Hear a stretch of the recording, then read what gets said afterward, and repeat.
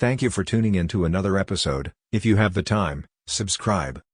Don't recall my crash, but after recovering consciousness and reading the California Highway Patrol report after recovering from my accident, I believe this is what happened.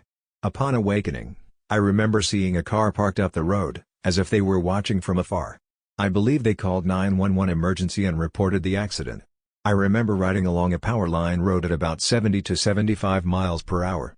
To my left of the road were desert chaparral bushes that were 7 or 8 feet tall blocking my view to my left. These bushes were long in linear length, seemed like several miles. Since I could not see to my left, I could not see the approaching car. The dirt road I was on intersected another dirt road and I was blindsided to the approaching car. I must have had an immediate reflex to grab my front brake lever hard, causing the front wheel to lock up and compress the forks.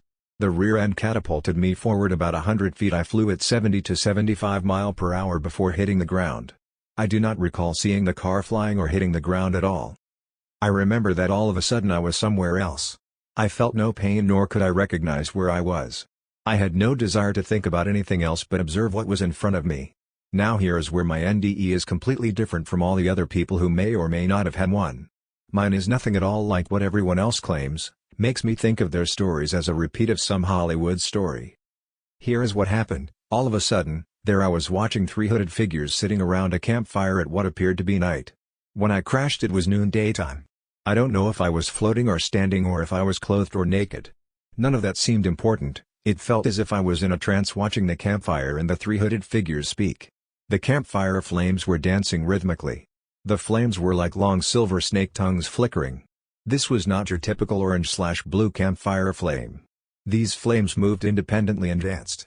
They were tall and narrow and silver in color. I believe that they were alive in some sort of life form too. The 3 hooded figures sat like a triangle around the fire, about 60 degrees apart. I remember the hood was over their head and I could not see their faces. I remember the cloaks to be dark colored. They took no notice of me. I stood or floated, not sure which, about 12 feet away. They spoke with 3 distinctly different voices. I have no idea what they were saying. It was a different language that I could not understand. It reminded me of Hebrew or speaking in tongues. I recall people in church who have done that. That is what it reminded me of. I have no idea how much time had passed, but it was not too long.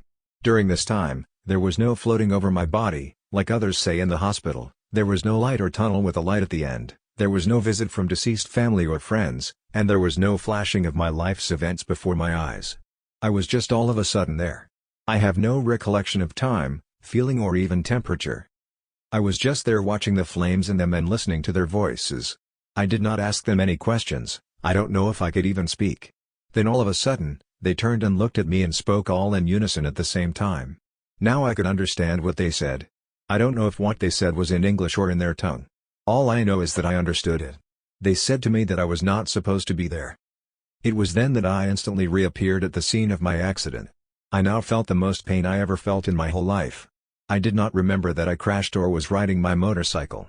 I remember that I awoke face down in the dirt and my hands were in front of my face, and I said to myself, I have my motorcycle gloves on, and then I realized that I was riding my motorcycle and that I must have crashed. The pain was so intense, but my instinct was to stand up. I staggered to my feet, somehow I took my helmet off, and noticed my bike a good 20 feet away from where I was. I turned and looked up the road and saw a car parked about 50 yards away. I staggered to the roadside and sat down. I had no idea what happened except that I was in great pain. It was not long before a paramedic and California Highway Patrol appeared.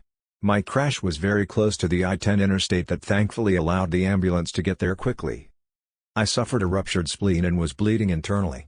I fractured my thoracic vertebrae D79 in my back, head trauma damaged my pituitary gland, and compound fracture of my left radius arm bone. I spent the next 4 weeks in intensive care unit at Desert Regional Trauma Center. During my stay there, I nearly passed away a couple of other times from complications. I ended up with blood clots, deep vein thrombosis, to boot. Thanks for listening.